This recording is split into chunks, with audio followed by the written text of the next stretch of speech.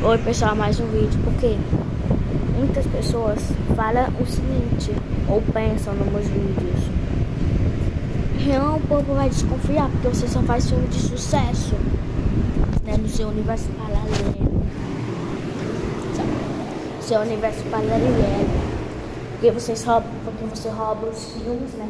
Seu universo paralelo é uma realidade diferente, e você, né, pega os filmes famosos, atuais, e bota lá antes deles serem botados ou feitos. E tipo, isso não fazia sentido, o povo ia desconfiar muito. Mas não. E mais que vocês teriam maiores empresas, né? Porque se a Zazá, né, vai começar a postar, né, vídeo da Marvel, universo paralelo, da DC, universo paralelo, e outras coisas famosas. E tu vai roubar, né, filmes da DC, ou isso não, da DC, eu sou burro demais, da Marvel e da DC, né, vão ser suas empresas, né, igual você fala no universo paralelo, que é um universo totalmente diferente. E todos os filmes fazem sucesso. Você também vai roubar muitos filmes da Disney, Dragon Ball, Naruto, One Piece, né, que você já roubou, inclusive. Roubei no universo paralelo, porque na vida real, né, ainda não consegui fazer isso, porque eu não vou roubar uma empresa, eu não sou doido. E isso atrapalha muito. O povo não vai desconfiar, você só vai ter filme famoso, filme que é da Disney, da Pixar.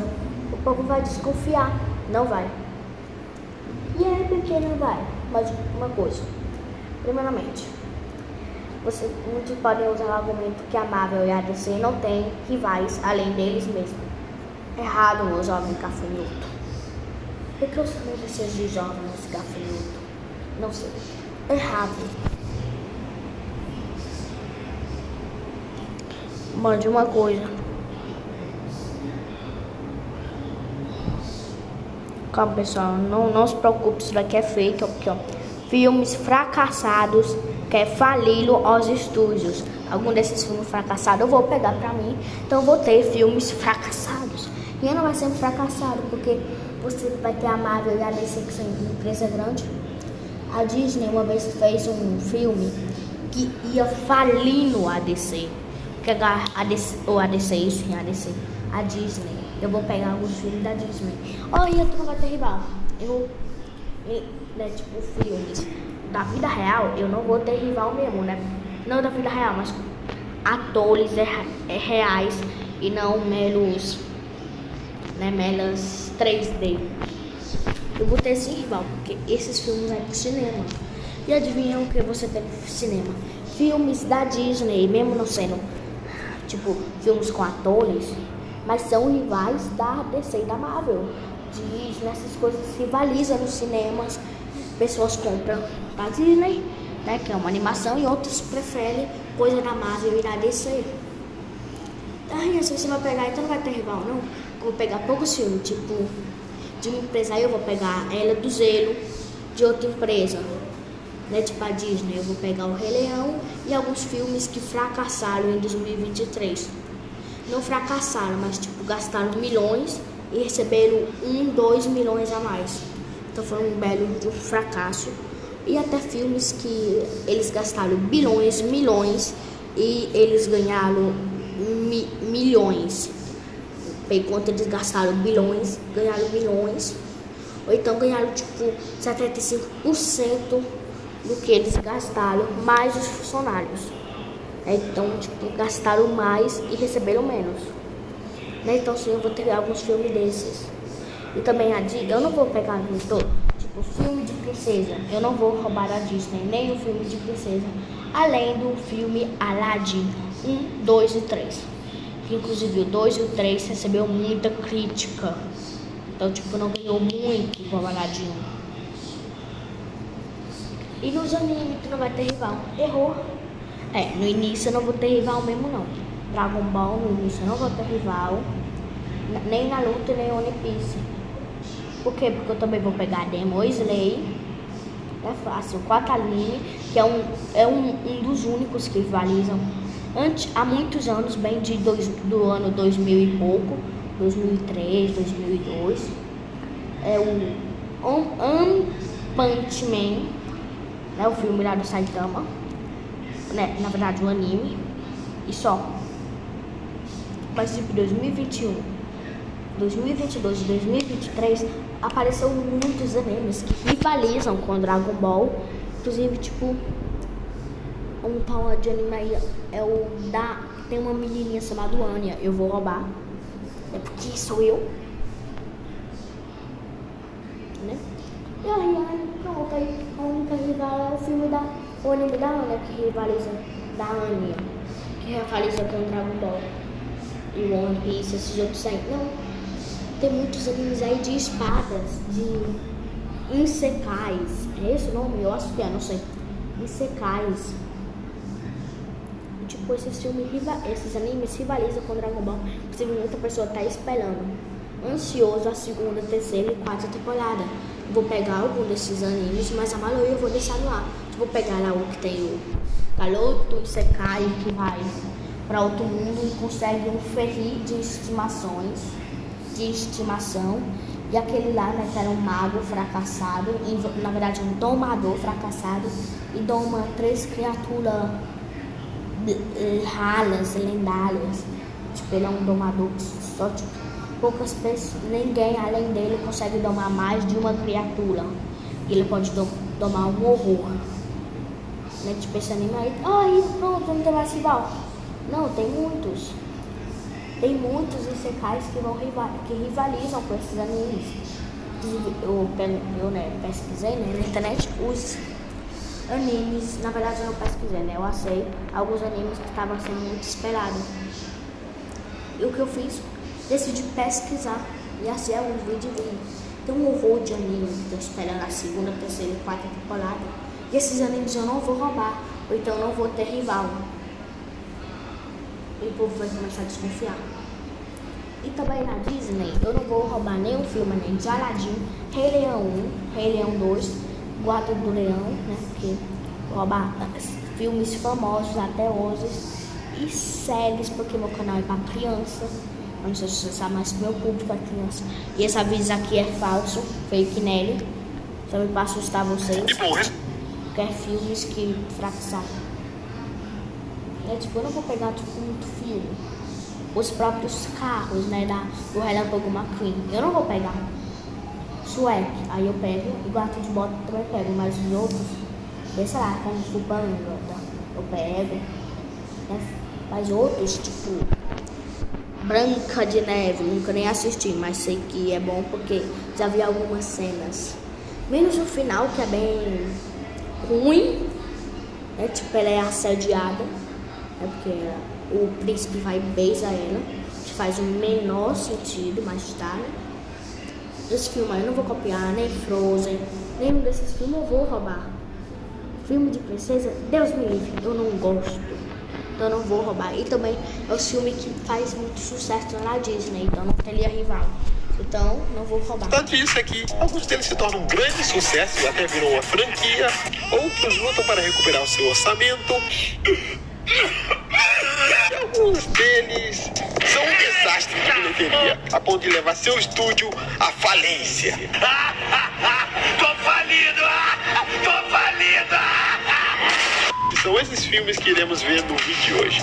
Se gostar, deixa o like, se inscreva no canal para mais vídeos e bora! O primeiro filme da lista é Final Fantasy The Spirits Within. Tá, eu não sei porra nenhuma sobre Final Fantasy. Sério, eu nunca joguei nenhum jogo da franquia. Até porque eu não sou muito chegado a RPG. Mas, pesquisando a respeito pra poder falar com uma certa propriedade, esse filme lembra tudo, menos Final Fantasy. Lançado em 2001, a história se passa em 2065, em uma terra pós-apocalíptica, onde seres extraterrestres dominam o planeta, ceifando a vida deles. O que levou os humanos a sobreviverem em uma espécie de cidade de barreiras. E lá, a doutora Akil Ross tenta descobrir uma maneira de destruir esses seres sem causar danos ao planeta. O único dano que deve ter causado foram nos olhos dos fãs da franquia. Já que a única coisa que esse filme tem a ver com Final Fantasy é o título. Parece que só colocaram pra chamar atenção, porque o jogo fazia sucesso na época. E mesmo que você nunca tenha visto nada da franquia, o roteiro fraco, genérico e personagens totalmente desprovidos de qualquer carisma pesa bastante na balança. A única coisa a se elogiar nesse filme é a animação, que pra época foi absurda de pica. Whoa, nice graphic! No caso, nos anos 90, né, gente? Porque isso aqui agora, nos dias de hoje, parece gráfico de um jogo qualquer de PS3 ou Xbox 360. Mas esse também foi um dos principais motivos do estúdio Square Pictures morrer. Já que o filme, além de levar 4 anos para ser produzido, feito por uma equipe de 200 pessoas, utilizando os recursos de processamentos mais avançados de animação da época, Eu não teria paciência para esperar 4 anos para o filme ser lançado, então deu um livro. teve um orçamento de 137 milhões de dólares. Porra, menor! Mas só arrecadou 85 milhões. O que fez o estúdio Square Pictures fechar as portas no mesmo ano. O próximo filme da lista é A Bússola de Ouro. Filme esse que estava prometendo ser o novo Harry Potter. Harry Potter? Isso daí é Harry Potter. Pessoal, eu acho que eu tava dormindo quando eu assisti Harry Potter. Não me lembro de nenhum desses personagens aí. Assim, eu também vou roubar Harry Potter. Mas flopou tanto que não passou no primeiro filme. Baseado no primeiro livro da trilogia Fronteiras do Universo, de Philip Pullman, a história gira em torno de Lyra Belacqua, uma garotinha que vive em um... Pessoal, eu teria rivais principalmente além, né, em 2020, 2021, 2022 e 2023. Tem muito rival em anime. Eu teria rivais principalmente nos filmes. Pode os filmes da Disney, que lança um horror de filme por ano, da DreamWorks, da Pixar, e é isso. E principalmente nas séries da Netflix, né, que eu teria muita, né, tipo, só mesmo da Marvel, e live éticos de One Piece, e é isso. Dragon Ball, Deus me livre, sem live ético. Teria, mas não seria pra mim, então eu não ganharia nada. A garotinha que vive em um mundo paralelo, trilogia Fronteiras Demons. Ela descobre que a Fronteiras do Universo, de Philip Pullman, a história gira em torno de Lyra Belacqua, uma garotinha que vive em um mundo paralelo onde as almas dos humanos se manifestam em formas de animais chamadas Demons. Ela descobre que diversas crianças estão desaparecendo, entre elas seu melhor amigo Roger. Com a ajuda de um instrumento que seria a bússola de ouro, Lyra parte então para uma perigosa jornada para reencontrá-lo em uma aventura que pode mudar o mundo para sempre. Falando assim, parece até narrador de chamada pra sessão da tarde. O filme foi lançado em 2007. Nessa época, entre os anos 2000, estava comum fazer filme de adaptações de livros, né? Harry Potter, Senhor dos Anéis, geraram rios e rios de dinheiro. Então, por que se não daria certo, hein? Pensaram eles. Bom, talvez em outro universo paralelo tenha gerado rios e mais rios de dinheiro e uma continuação melhor que a outra. Mas aqui não! O filme custou 180 milhões de dólares, que é muita grana. E arrecadou 372 milhões. Você olhando assim até pensa. Ué, o filme lucrou, pô. É, lucrou sim, hein? Só que não. Por causa de... que é muita grana. E arrecadou 372 milhões. Você olhando assim até pensa. Ué, o filme lucrou, pô. É, lucrou sim, hein? Só que não. Por causa de direitos internacionais que a New Line Cine assinou para conseguir financiar o filme, o lucro líquido deles foi de apenas 70 milhões. Oh my God! Deixando eles atolados do livro, eles tiveram de comprar dívidas. Eles só não fecharam as portas porque se fundiram com a Warner Bros. Pois é, por ter sido um fracasso de bilheteria, o filme não teve uma continuação, deixando a história incompleta e com um cliffhanger no final. Mas calma, em 2019 a HBO lançou His Dark Materials, uma série baseada no mesmo livro e que é bem mais fiel que o filme, por sinal. Que coisa mais legal, legal, legal, legal, legal! Que coisa mais legal! E bom, já que há um minuto atrás eu citei a Warner Bros., todo mundo sabe que Space Jam de 96 foi um sucesso estrondoso. A Warner Bros. Então lançou em 2003 Looney Tunes de volta à ação, achando que o mesmo sucesso se repetiria. Errou feio, errou rude. Na trama, após Patolino ser demitido da Warner Bros., ele, junto com Pernalonga, o segurança aspirante a dublê e uma executiva da própria Warner Bros., vive uma grande aventura de espionagem ao redor do mundo para deter os planos malignos do diretor da Acme, que planeja transformar todos os humanos em mamacos. Então é doce. E bom, na minha humilde opinião, apesar do filme ser, digamos assim, um pouquinho inferior que Space Jam, ele realmente tinha tudo para dar certo. Atores de peso, boas sacadas e até mesmo uma pequena ponta do ex-grande astro de basquete. Mas não deu. O orçamento do filme foi de 80 milhões e eles só tiveram um retorno de 68 milhões. Um fracasso pra mim, que na verdade não seria um fracasso, porque, igual eu disse, né? Essa empresa aí, né, do Patolino e tudo, seria minha. Só muda que eu daria ela pra outras pessoas fazerem séries. Então, tipo, eu não estaria desenvolvendo o filme. Mas, né, tipo, minha empresa ficaria desfamosa. Porque, ó, essas empresas aí, eu teria um monte de empresa diferente, uma da outra. Então, eu deixaria os filmes com alguns nefs, né? Nos personagens que são muito overpower e poderosos, mas atum force, igual eu já disse. Mas eu daria isso, né, para outras pessoas fazerem, né? Então eu não ganharia nenhum lucro desse daí, inclusive nem teve lucro. Ou eles só teriam de me pagar R$1.000 e pronto. R$1.000 você poderia usar minha empresa e o título da minha empresa para o filme ter mais sucesso, porque olha, eu vou falar, aquela empresa lá que é do Rian postou um novo filme, bora ver. Aí, né, tipo, os caras ganhariam mais dinheiro, mas, né, eles teriam o trabalho de fazer o filme, eu só ganharia R$1.000 e pronto. Estaria tranquilão. Né, então isso daí eu perderia, não dinheiro, né, porque eu ganharia R$1.000, mas tá. Mas eu perderia uma coisa, sabe o quê? Fama. No próximo filme que, né, eu lançasse, com, né, o povo sabendo que eu sou o dono dessas empresas, aí o povo pensaria, olha o cara lá que fracassou.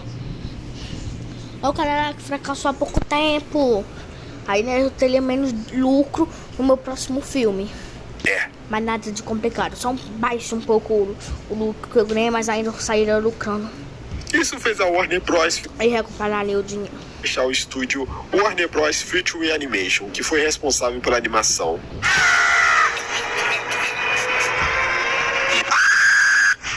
Próximo filme da lista é Superman 4, Em Busca da Paz. Pense em um filme que deu completamente errado. Ele foi lançado em 1987, ou seja, se passa durante a Guerra Fria, quando Estados Unidos e União Soviética estavam... Só diz que eu não vou fazer esse filme, né? Porque eu não estaria, né, nessa época. E mesmo se eu tivesse, né, voltado no passado nessa época, eu não fazeria esse filme aí. Destruir a Terra. A gente vai morrer! Eis que Eu só faço filme que tem continuação. Esse daí não tem continuação porque o universo da DC é um universo totalmente diferente desses filmes aí decide intervir. O que ele não sabe é que enquanto que vieram antes. isso, Lex Luthor, seu arqui-inimigo, escapa da prisão e clona um homem de aço com material radioativo, criando um homem nuclear. Que nome tosco. Os dois se enfrentam em uma batalha muito tosca, por sinal. É um confronto que se torna uma grande ameaça à paz mundial. E sabe o que mais ameaça? Aos meus olhos também, que não param de queimar. A Canon Films, que foi o estúdio que produziu essa bagaça, disse a Christopher Reeves, que foi o ator de Superman, que o orçamento do filme seria de 37 milhões. Mas pouco antes da produção do filme, a conta não bateu e o orçamento do filme, que seria de 37 milhões, caiu para 17. O que ocasionou em uma série de defeitos especiais que eram horríveis até mesmo para a época.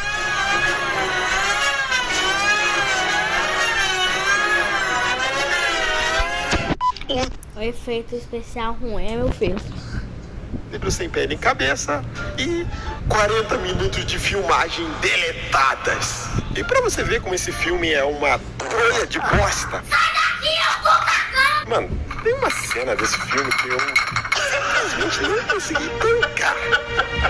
É quando a personagem Lacey é levada pro espaço. E ela fica de boaça.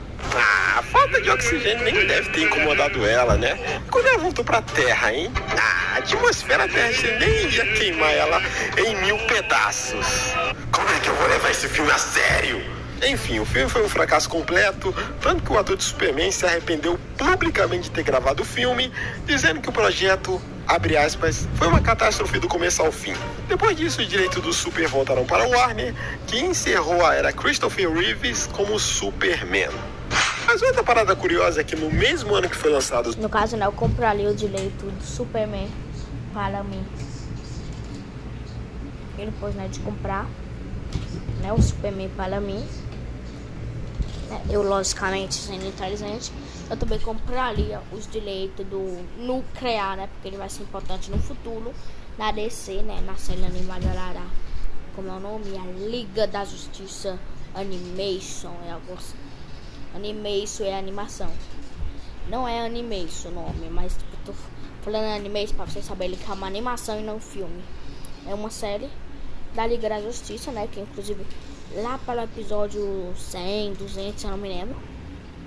Não lembro, né? Porque tem 400, 300 episódios. Aparece um personagem chamado Nuclear. Então eu não teria de comprar também o direito dele. Ai, dó do meu bolso. Mas não recuperaria, né? Então eu tô nem aí. Superman 4, a Canon Filmes também lançou, adivinha qual filme, hein? Mestres do Universo. Sim, uma versão live action de... Afinal, o He-Man tava bombando naquela época. O que poderia dar errado, né? Tudo. O filme também foi outro fracasso, arrecadando... Esse filme aí, né? Sem ser no live ético, anime e a animação aí, ó. Essa daqui, ó. He-Man. Afinal, o He-Man tava bom. He-Man, eu não pegaria para mim. Então, tipo, seria... He-Man seria o meu rival. Naquele ano seria a Sally.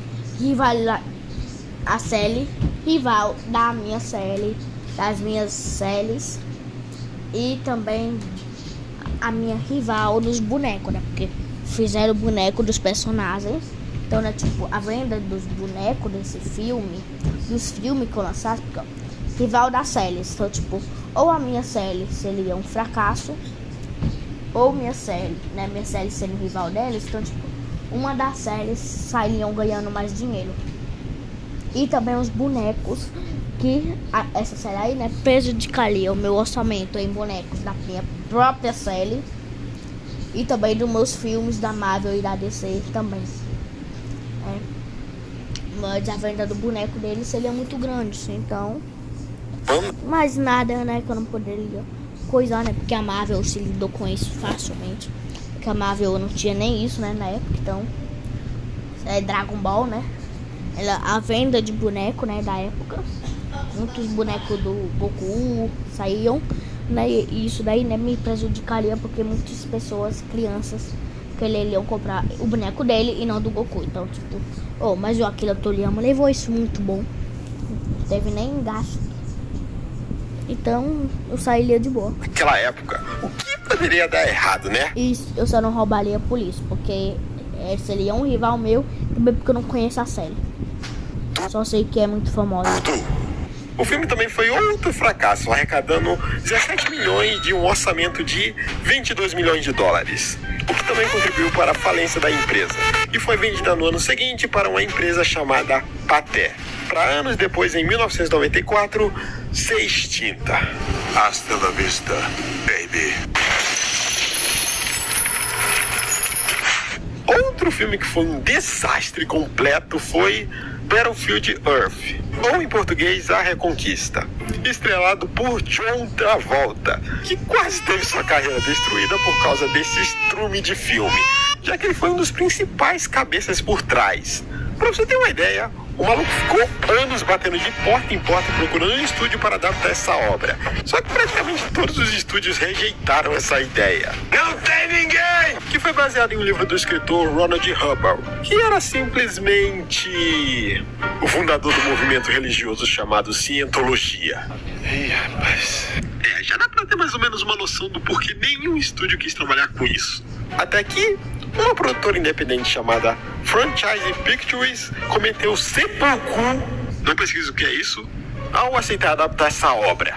John Travolta chegou até a tirar milhões de dólares do seu bolso para financiar esse filme, para você ver como o cara tava na confiança de que esse ia ser o maior projeto da vida dele. Esse cara é meio louco. A história se passa 1000 anos no futuro, quando uma raça alienígena chamada Psychlos conquistam o planeta Terra e o transformam numa colônia. Um herói rebelde chamado Johnny Goodboy lidera uma revolta para livrar o planeta dos alienígenas gigantes. E, bom, o filme é simplesmente horrível, horroroso, horrível, me faz mal. Teve um orçamento de 73 milhões de dólares e não arrecadou nem a metade. E é considerado um dos piores filmes de todos os tempos, a ponto de ganhar 8 prêmios de framboesa de ouro. Que, pra quem não sabe, é um prêmio que os filmes ruins, horrorosos e tenebrosos ganham. Anos depois, o estúdio foi acusado de superfaturar o orçamento do filme, o que acabou levando eles à falência total. Próximo filme da lista é Titan A.E. Sabe, isso me lembrou EA. Nossa, essa voz é tão gostosa, né? EA. Ou em português, Titã depois da destruição da Terra. E não esse tipo de Titã. Lançado no ano 2000, a trama nos conta que... Assim, aquele filme lá, né, dos Titãs, seria um dos filmes rival meu, porque eu não pegaria a ideia dos Titãs dominando a Terra. Então seria um dos animes rival meu. Ou filme, não sei o que é, porque eu não assisti. Eu assisti, mas não pesquisei se é uma série ou um filme. Na verdade, eu pesquisei na época, né, mas eu não me lembro. No ano 328, ai que burro, a Terra foi destruída por aliens. Porém, vários humanos conseguiram escapar em naves espaciais. 15 anos depois desse evento, é mostrado que os humanos que sobreviveram foram obrigados a viver no espaço, onde são constantemente inferiorizados por outras raças.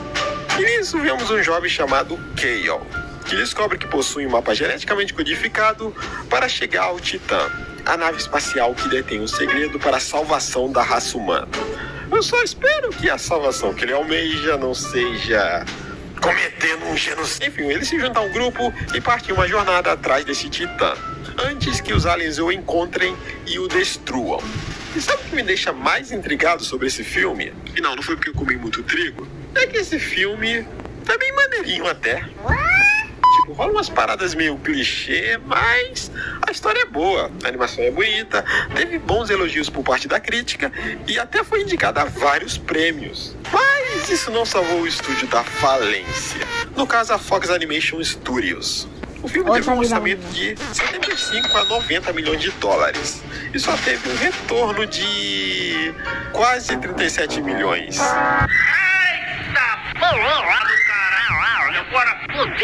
E para piorar, o estúdio aparentemente já estava com problemas financeiros, já que há quase um ano antes do lançamento do filme, o estúdio tinha demitido 300 funcionários. E o filme só agravou ainda mais a situation. Tanto que 10 dias depois do lançamento do filme, o estúdio faleceu. Mas ele é meu menino. Astro Boy, um dos personagens com maior legado na animação japonesa, criado pelo lendário Osamu Tezuka, o pai dos mangás, que não foi só responsável por outras obras aclamadas como Kimba, Dororo e, é claro, a minha favorita, Black.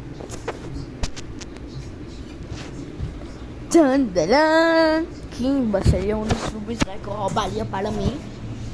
Então, tá de boa. Kimba é um dos filmes que eu roubaria para mim.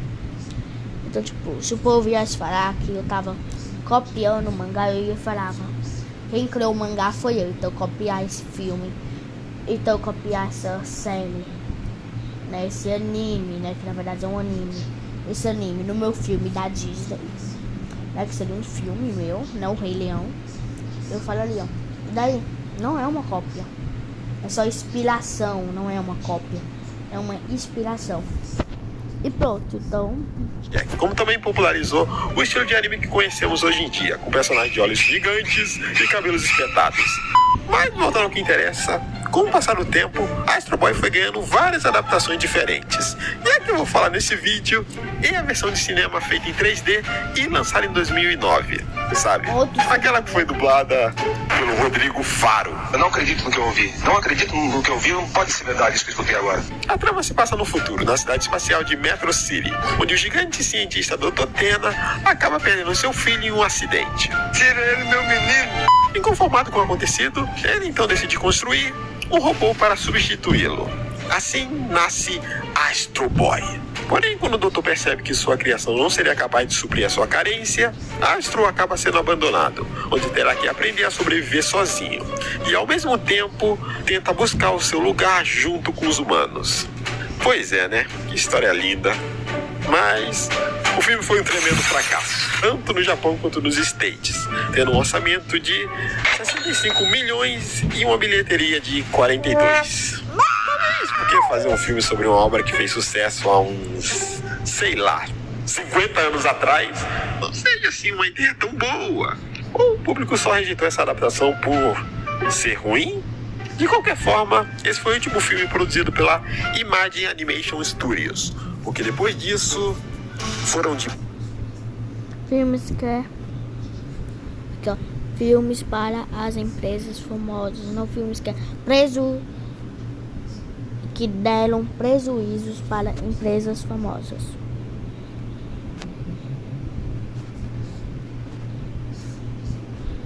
Inclusive, eu tô lendo outros filmes rival, tipo filme Pânico seria um rival meu, o filme do It Coisas seria rivais meus, né? Então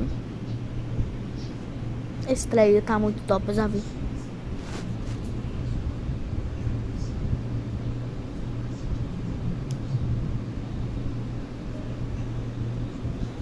Meus filmes que faliram, não que deram lucro.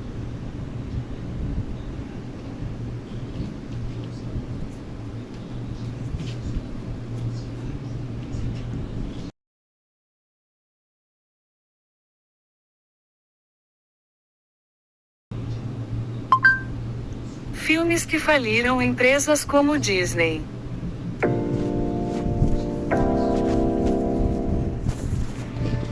Claro que nem toda a produção do estúdio seria um enorme sucesso.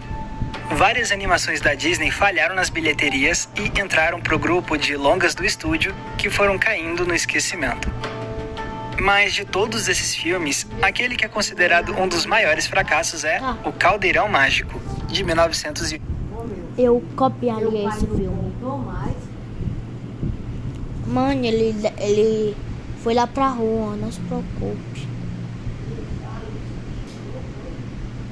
Eu acho que foi. Ele deve ter ido comprar, como é o nome? Aquelas coisas lá que os pássaros da Lúcia comem. É manga? Não, não é manga não, é... sei lá, aquela fruta vermelha que tem um gosto de nada. O gosto é doce, mas eu não gosto, então ignora. Eu roubaria esse filme aí. 85. And with them, rule the world. Essa história de fantasia foi um pesadelo de produção e falhou em agradar. Mas eu teria esse filme aí, né? Eu roubaria um ano antes. Eu fazeria ele. É por quê? Porque assim a Disney fazeria filmes melhores no futuro. Isso seria uma rival digna para mim. E também porque eu gosto do filme. E também porque se alguém viesse, seus filmes todos fazem sucesso. E eu falava, esse filme aí fez sucesso? O Caldeirão fez sucesso? Não. Tanto o público quanto a crítica. O resultado foi tão desastroso que pôs em risco a existência do departamento de animação. Disney. Por isso que eu pegaria para mim, porque tipo, eu perderia muito dinheiro. Mas mesmo eu teria, mas assim mesmo, a Disney não chegaria perto da falência. Então, né, tipo, eu teria uma rival digna. E também, né, o povo não começar ali, né? Porque quando você gasta em 2020, com todos os meus filmes sendo sucesso, o povo fala ali, ele veio do futuro e ele veio do futuro, então por isso ele sabe todos os filmes que vão fazer sucesso, por isso que ele só tem filme famoso, não? A Disney. Então ele O que vai para desconfirmar tudo. foi que levou a um legado tão catastrófico? Que nem em 2020, chegou um horror de pessoas falando, que eu vi. Eu lá sei, mano, ele deve. Do jeito que ele fala em todo o bar e fica conversando, ele deve estar conversando com algum amigo dele lá. Do jeito que ele fala com todo mundo que ele conhece, ele fica horas e horas conversando. Inclusive, por isso que eu não gosto de sair com ele, porque quando eu saio com ele, quando ele começa a conversar, me livre, me guarde. Ou tu não lembra não, mas naquele dia lá que nós fomos lá pra Eunice, que a prima dele ficou 3 horas conversando com ela. E eu querendo vir pra casa e ele não vinha. Conversando. E será que hoje, mais de 30 anos depois, essa é uma obra que merece ser vista com outros olhos? Um clássico subestimado? Nothing could stand against him. A história desse filme problemático começa na década de 70, quando a Disney comprou os direitos de adaptação de As Crônicas de Prydain, uma premiada série literária de fantasia infanto-juvenil escrita por Lloyd Alexander nos anos 60. Os livros contam a história de Taran, um cuidador de porcos que se vê lançado em diversas jornadas para enfrentar inimigos que ameaçam a paz na terra de Prydain. E ao longo de cada volume, a gente vê o personagem amadurecer e se tornar um guerreiro cada vez mais habilidoso. A Disney comprou os direitos dessa série em 1971 com a intenção de criar um filme ambicioso. A ideia era criar a melhor animação do estúdio desde Branca de Neve e os 7 Anões. Inclusive, a Disney usou o projeto pelos anos seguintes para recrutar novos e jovens animadores, com a promessa de que o filme se tornaria um clássico.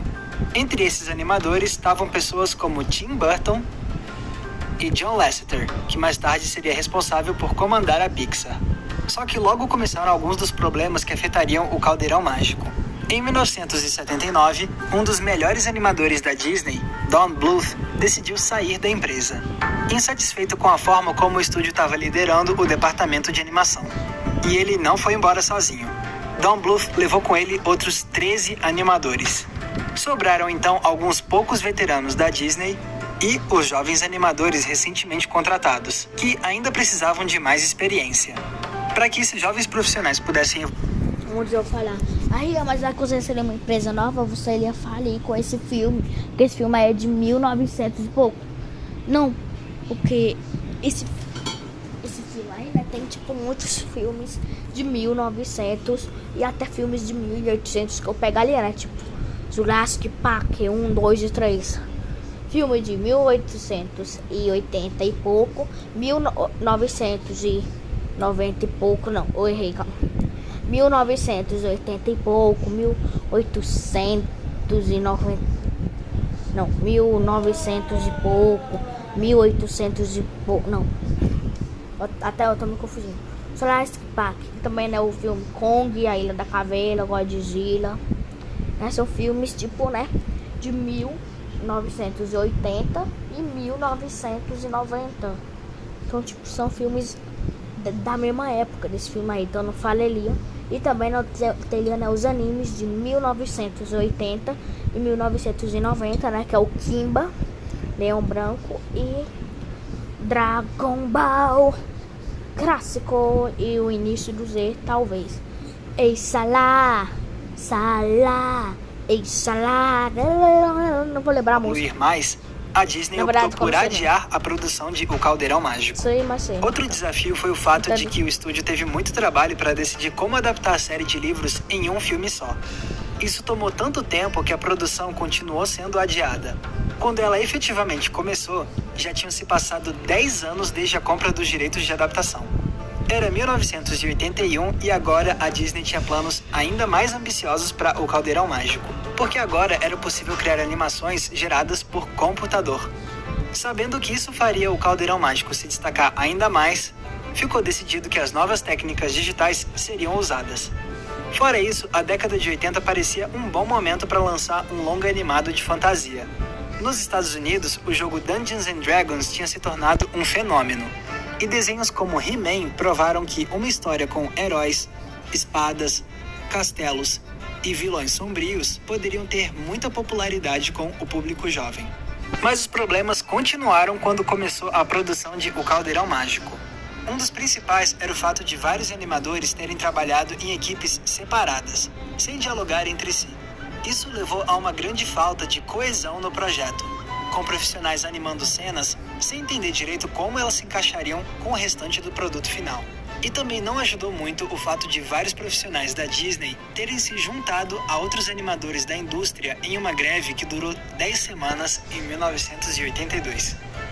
Apesar disso tudo, a equipe conseguiu terminar a primeira versão de O Caldeirão Mágico. E quando ela foi exibida para os chefões da Disney naquela época, Michael Eisner e Jeffrey Katzenberg, foi um desastre. Eles não só viram que o filme tinha problemas de roteiro, como também acharam que ele era sombrio e assustador demais para o público infantil. Katzenberg ficou tão insatisfeito que ele pegou o filme na mesma hora e levou para a sala de edição para ele mesmo fazer cortes. Ele acabou sendo interrompido pelo Eisner, mas ainda assim ordenou que vários cortes fossem feitos no filme. No fim das contas, 12 minutos de O Caldeirão Mágico foram eliminados. E quando o longa estreou nos cinemas em 1985, o resultado que a Disney temia se concretizou. O Caldeirão Mágico tinha custado aproximadamente 45 milhões de dólares para ser produzido. Um orçamento que tornava ele o longa de animação mais caro já feito até então. Só que o filme arrecadou apenas 22 milhões de dólares, menos da metade do seu orçamento. Um desempenho pior, acreditem ou não, do que o filme dos Ursinhos Carinhosos, que estreou na mesma época. E por que O Caldeirão Mágico teve um desempenho tão ruim? Bom, porque o público realmente estranhou um filme da Disney que fosse tão diferente. O longa não tinha canções ou danças. E também porque acharam ele muito mais sombrio e assustador do que as demais animações do estúdio, mesmo com os cortes que a Disney tinha feito. E bom, isso é inegável. A paleta de cor de O Caldeirão Mágico de fato é muito mais escura, com a maioria das cenas acontecendo em florestas sombrias, castelos amaldiçoados, túneis... Esse filme aí seria para mais de 14 anos, né? Porque é muito... Talvez para uma criança de 13 anos, talvez fosse assustador. Subterrâneos e calabouços em ruínas. Além disso, o filme continha cenas com sangue, violência um pouco mais gráfica e mortos que voltavam à vida. Aí não dá pra esquecer o vilão do filme, um esqueleto com chifres que em nada lembrava os vilões tradicionais da Disney. Sério, olha pro design dele. É um visual que se distancia muito do estilo mais cartunesco normalmente utilizado nos demais antagonistas do estúdio. Fora isso tudo, a maior parte dos críticos não gostou do filme. Com um resultado tão desastroso, a Disney se viu com um enorme prejuízo. A moral interna no estúdio caiu muito, e pela primeira vez, o futuro do departamento de animação da Disney pareceu estar ameaçado de extinção. Para que isso não acontecesse, foram tomadas medidas drásticas. O departamento de animação saiu do prédio onde ele sempre esteve e foi realocado para um armazém que ficava mais longe. E lá foi implementada uma nova filosofia de animação. A prioridade agora era criar filmes de forma mais rápida e barata, para evitar desastres como O Caldeirão Mágico. E foi daí que surgiu uma nova leva de clássicos da Disney, como A Pequena Sereia, A Bela e a Fera e Aladdin. O futuro da Disney estava salvo. Such a thing would be greater than all the... Aí, ó. Muito homem perguntar. Aí, ó, como se fazia isso? Ele era na Disney que falaria.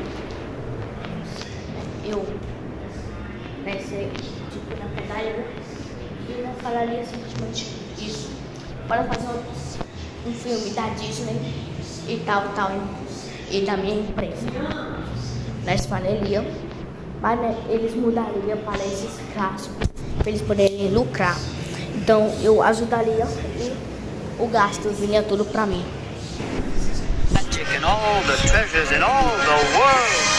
Menos o gênio da lâmpada que eu roubaria, né? Mas e se a gente revisitar hoje O Caldeirão Mágico e ignorar todos esses problemas de bastidores? Será que ele se revela um clássico? pouco incompreendido? Tô Algo morto. que se prova melhor com o passar dos anos? Bom, algumas pessoas acreditam que sim. Mas, pra mim, esse não é o caso. O Caldeirão Mágico, de fato, tem vários problemas. Para começo de conversa, a gente tem o trabalho de adaptação. O filme tomou como base para sua história as tramas dos 2 primeiros volumes das Crônicas de Prydain. Eu li esses livros e eu posso afirmar que o filme é infinitamente inferior. Foram tantas alterações que a história ficou desfigurada, perdendo muito da sua complexidade e apresentando personagens muito mais rasos do que eles são nos livros. E não adianta dizer, mas talvez eles quisessem desenvolver mais as coisas com continuações. Nada disso, porque naquela época, dando personagens muito mais rasos do que eles são nos livros. E não adianta dizer, mas talvez eles quisessem desenvolver mais as coisas com continuações. Nada disso, porque naquela época, a Disney tinha uma política de nunca fazer continuações.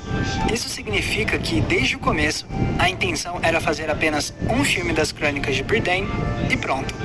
E o roteiro em si é muito fraco e inconsistente. Quer ver alguns exemplos? Beleza. A personagem Eilonwy é apresentada como uma princesa, mas esse título não faz a menor diferença para a história.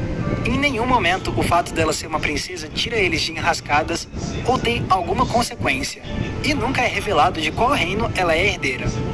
A porquinha, que no começo era o personagem que devia ser protegido a qualquer custo, é completamente deixada de lado na metade do filme. Personagens como Dalben, o mestre de Taran, não tem qualquer tipo de desenvolvimento. O bardo Fludurflam é inútil, porque nada que ele faz contribui para o avançar da história. O pessoal só tem usado o nome da Disney para fazer esse filme, porque o gosto dele é todo meu. Faço filmes com pouco dinheiro e tentem não falir de novo. Aí vem a Pequena Sereia e o outro lá. E o Zeno da lâmpada seria o meu, né? O Aladdin. Eu poderia continuar apontando outros defeitos, mas assim, a gente não ia sair daqui hoje. E quando o roteiro não é problemático, o filme apresenta alguns defeitos de animação. Em vários momentos, o traço dos personagens parece mudar de um visual mais refinado para um aspecto mais apressado e mal acabado. Em vários trechos, os protagonistas parecem destacados demais do fundo das cenas, a ponto de causar estranhamento. E sem contar essa parte aqui, em que as mãos do Taran ficam transparentes sem motivo algum. Tendo dito tudo isso, eu também acho não teria ficado transparente. Importante apontar que o Caldeirão Mágico tem sim seus pontos positivos. As dublagens de John Hurt no papel do vilão e de Nigel Hawthorne como o bardo Fludurflam são excelentes. E lembra que eu falei que a Disney quis usar computação gráfica pela primeira vez na sua história com esse filme? Pois bem, o trabalho que eles fizeram com animações computadorizadas realmente ficou muito bem feito. Por exemplo, a gente consegue perceber esse bom uso da animação computadorizada nos elementos verdes da cena em que o vilão usa o Caldeirão Mágico pela primeira vez. A sacada deles foi usar a técnica em alguns detalhes de cenas, e não em personagens. Algo que poderia destoar demais da animação em 2D. Aliás, toda essa cena do caldeirão dando vida aos mortos tem uma animação espetacular, seja nos traços das criaturas ou então nos efeitos especiais que traduzem a magia.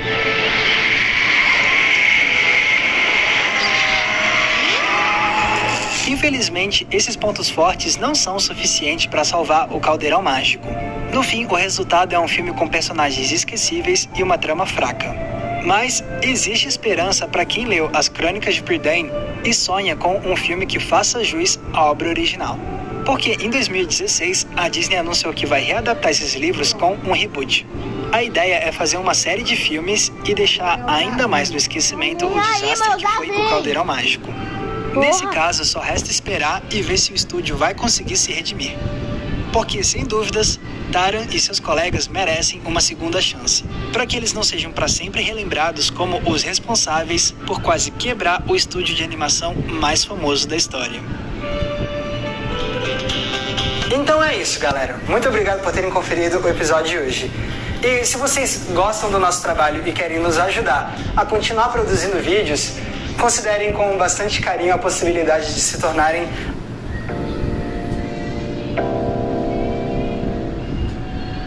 Você se lembra da primeira vez que você sentiu muito medo com um filme? Eu acho que eu lembro. Até onde eu recordo foi quando eu era pequeno e vi pela primeira vez Pinóquio, o filme da Disney de 1940.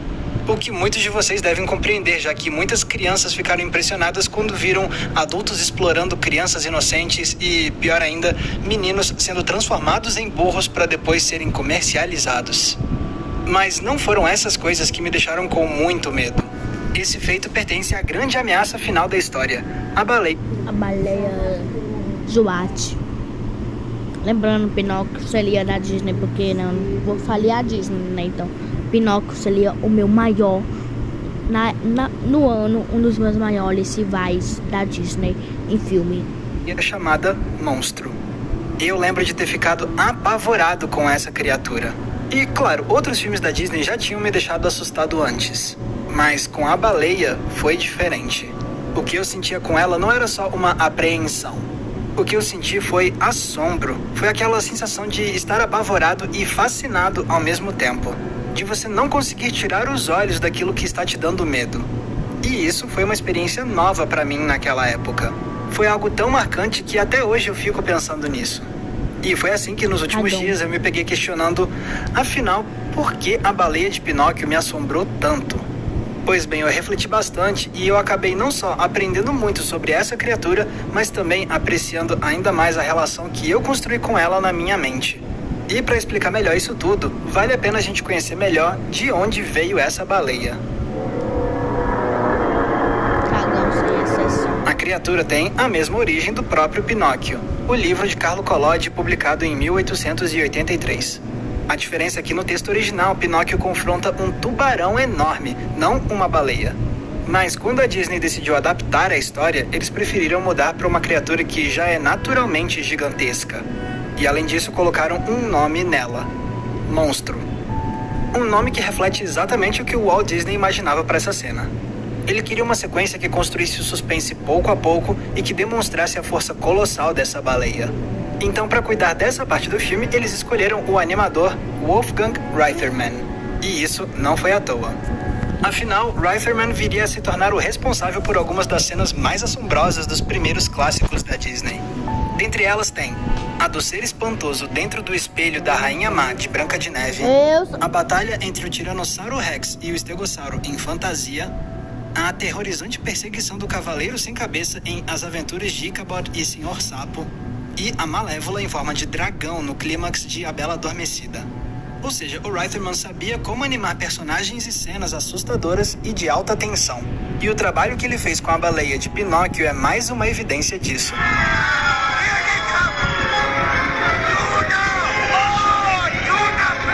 Aliás, o filme já consegue nos deixar tensos antes mesmo de mostrar a baleia. Afinal, a primeira vez que ouvimos falar dela é quando Pinóquio recebe uma carta da Fada Azul, na qual ela avisa que Gepeto foi engolido pela baleia.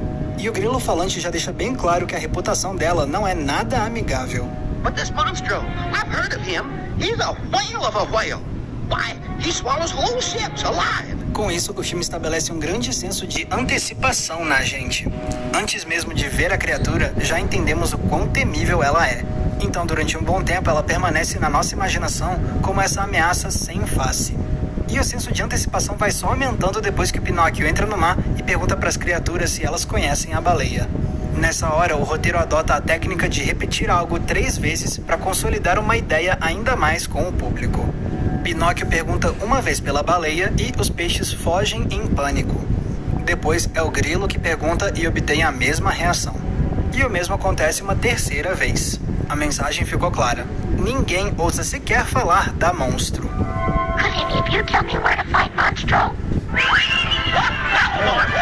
Mas não demora para que Pinóquio encontre a infame baleia. E aqui já podemos ver que o design da criatura faz jus à reputação que ouvimos dela. Isso porque o traço da baleia é de enorme expressividade. Os olhos cartunescos traduzem toda a fúria do animal. Os dentes dela parecem presas do tamanho de edifícios. Combine esses olhos em fúria e esses dentes mortais e você tem a receita para uma monstruosidade inquietante. Até mesmo a parte de dentro da monstro é tão vasta que ela é pintada como se fosse uma paisagem mesmo. Ou seja, tudo no design da monstro é feito para nos deixar abismados.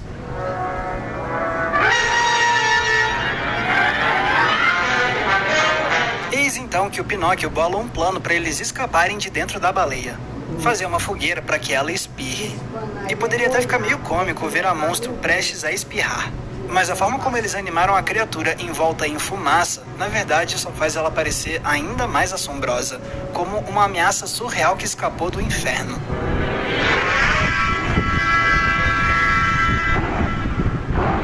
E depois que Pinóquio e Gepeto conseguem escapar, vemos o elemento final que faz essa baleia ser tão assustadora. A forma como ela se mexe.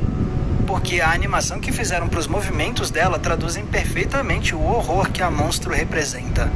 Você consegue sentir a velocidade, a força bruta, a magnitude do corpo, o peso que faz as águas subirem aos céus. Cada movimento da baleia faz o mundo sacudir.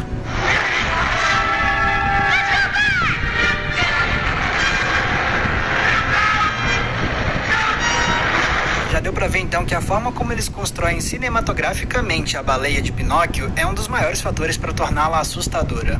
Mas ultimamente, quanto mais eu pensava nessa baleia, mais eu percebia que ela não se resumia somente a isso. Me parece que essa criatura me fascina também pelo fato dela representar assombros ainda mais amplos. Um deles é o mar. De todos os ambientes da natureza, o mar é provavelmente o que mais me parece perigoso. Uma vastidão que oculta todo tipo de coisa sob a superfície.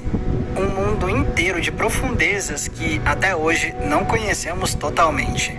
Estar debaixo do mar parece quase estar à deriva num universo obscuro onde tudo pode acontecer, incluindo nos deparar com um colosso que quer nos matar. Aliás, isso tudo remete de certa forma a alguns dos medos mais antigos da humanidade.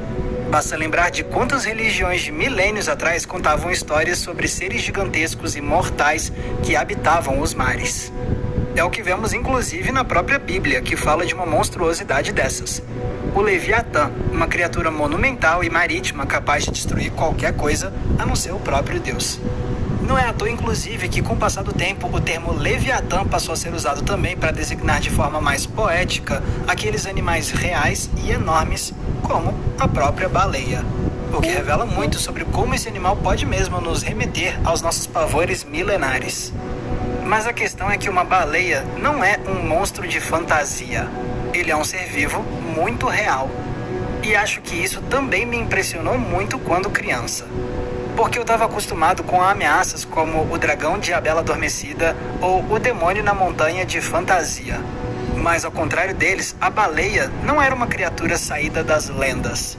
Pela primeira vez, um filme me apresentou um monstro que eu sabia que existia. E bom, a gente fala muito sobre como o desconhecido pode ser assustador, não é? Mas descobrir um novo horror em algo que você já conhecia pode ser igualmente aterrorizante. E ainda assim, esse era um monstro real que ainda tinha um quê de fantasia, principalmente pelo tamanho dele.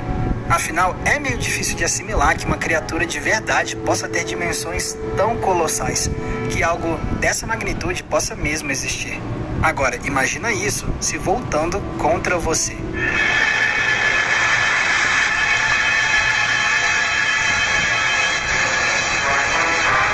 Além disso, talvez a monstro tenha sido a minha introdução a um arquétipo de vilão muito tradicional.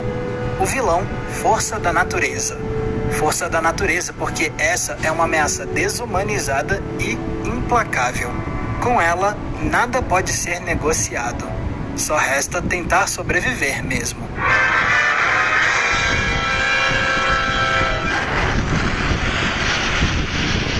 Então hoje eu percebo que a baleia de Pinóquio sempre representou na minha imaginação uma dualidade única entre o real e o mitológico.